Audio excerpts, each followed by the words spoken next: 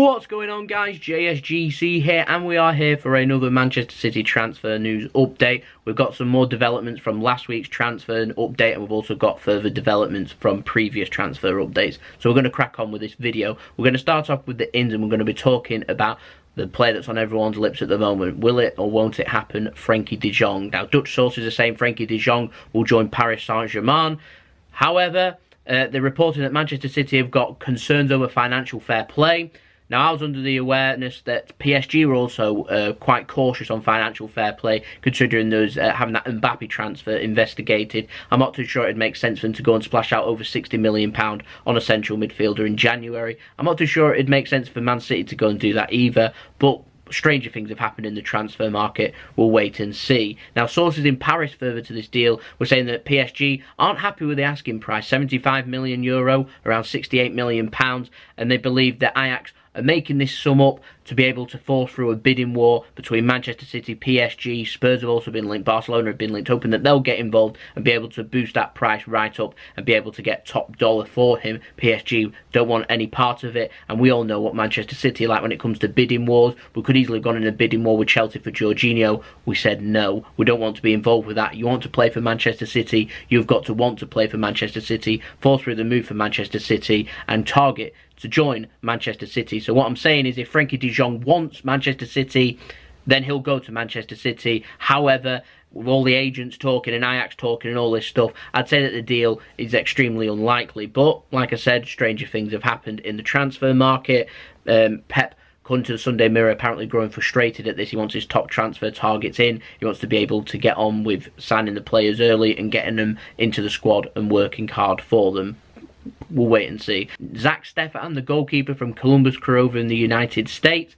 Now, he has completed his Manchester City medical, £6 million fee, rising to £10 million in add-ons. He won't get a work permit right away, and Goal have been reporting that he'll go out on loan to OGC Nice, as we previously reported. Now, other sources close to Columbus Crew and Zack Steffen over in the United States, they're saying that this deal isn't as close as what people are saying, and there's some complications. I'm presuming these complications are over a work permit. It means that Manchester City have to sort out a club for him to go out on loan to, and then they have to sort out when he'll be able to play for Manchester City. So I imagine they'll be loaning him out to a club where it stands the best possibility of him getting a work permit ASAP for him to become Manchester City's number 2, you'd imagine. Where that leaves Claudio Bravo in the summer, if he's allowed to join Manchester City, Zack Steffen, and play for us and get his work permit by then, I'm not too sure. We'll keep an eye out for that one. I'm sure we'll have more developments between now and the January transfer window. Apparently we're signing on January 1st, but there is no rush to get this deal over the line, because he won't be a Manchester City player, as we know,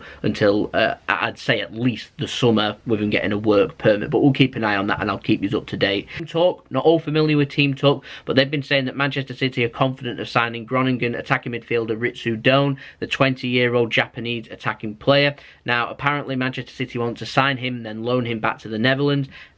I'd imagine that if he does go back on loan to the Netherlands, it'd be back to Groningen, because he's already settled and he's already playing there. However, NAC Breda, they are part of the the City football group, so it makes sense for him to move there too. So we'll have to wait and see where he gets loaned to if Man City do end up signing him. But apparently Doan is the most exciting player coming out of that position, out of the Netherlands, since Arjen Robben. So we'll keep an eye on that one. No real progress. We already knew this from previous transfer windows, but his name back into the news, so I imagine Manchester City will be getting linked with him between now and, like I said, the January transfer window. Bein Sport, they've been reporting that Manchester City have scouted recently Lille striker Nicolas Pepe, the 23-year-old striker. 11 goals in 11 games, I think, he's scored this season over in the Liga 1. He's had a very impressive stats. He's doing very well over in France. Apparently Manchester City have been scouting and looking at a striker, so let me know what you think of that in the comments below. Do you think City need a striker? We've got Aguero, we've got Jesus, we've also got attackers like Sane, Raheem Sterling, we've also got Riyad Mahrez too, and Bernardo Silva that can go out wide. Are City looking at using Bernardo Silva predominantly as a central midfielder to ease congestion there, and looking at an attacker instead? I don't know. I know we've been linked with centre-backs and left-backs too, so it'll be interesting to see what Manchester City do target. We do know, though, that a central midfielder is what's needed more than anything. Fernandinho needs some cover. As the games go on throughout December and into January, he'll start getting more and more fatigued, so it'll be nice to be able to get quality competition there for Fernandinho to allow him to have a break. Sun have also been looking at a centre-back. We've been scouting West Ham under-23 defender Reece Oxford. Apparently Manchester City want to use this as a transfer, as a chance to be able to boost their homegrown quota for English players. So if you believe the Sun, then we might be looking at Reece Oxford. I'm not too sure on that one, if I'm completely honest. Moving on to the outs now. Galatasaray apparently are preparing to open up negotiations for Eliaquim Mangala in the coming days, and they're flown out to Manchester to start talks with Manchester City over a transfer. He's out of contract, I think, at the end of the season, so they might be talking to Mangala as try and get him on a free contract. What I imagine this might be is no fee will be involved and he'll leave in January. Man City will just sell him and they'll pay his wage, basically. So he's off Man City's wage bill, which, considering he cost us well over 30 million, some of you even talked 42 million pound for Mangala. You'd have to regard that as a flop. I do like Mangala. I think his attitude and his heart is in the right place. It's just unfortunate the high quality that Manchester City have got at the centre back. So if you believe sources in Turkey, he may well be off to Galatasaray there. Now next up in the out, we're going to be talking about Brahim Diaz. Now, apparently, according to the Sun, Manchester City are going to make one final negotiation to offer him a new contract at Manchester City. If you remember previously, we talked about Brahim Diaz. His agent has said that it's not a foregone conclusion that he'll join Real Madrid and that he'll join them in January. He's going to look at all options, including signing a new deal at Manchester City. I'd say that's highly unlikely in my opinion. Apparently, Real Madrid want him. £8 million will get him, according to some sources at the Sun. They're expecting Brahim Diaz to reject the contract and join Real Madrid £8 million in January. So we'll keep an eye out for that one. But I'd say that the chance of Brahim Diaz being at Manchester City past January are very slim at this moment in time. And certainly if he is, I'm not expected to see him in the summer. I'd be surprised. But on a more positive note, we do have some contract news. The Telegraph reporting today that Phil Foden set to sign a new 6-year deal, which will see him sign on until 2024. We'll see if it is that longer deal. It's a big deal if it is, but that could even be announced as soon as today. He's expected to sign the contract today.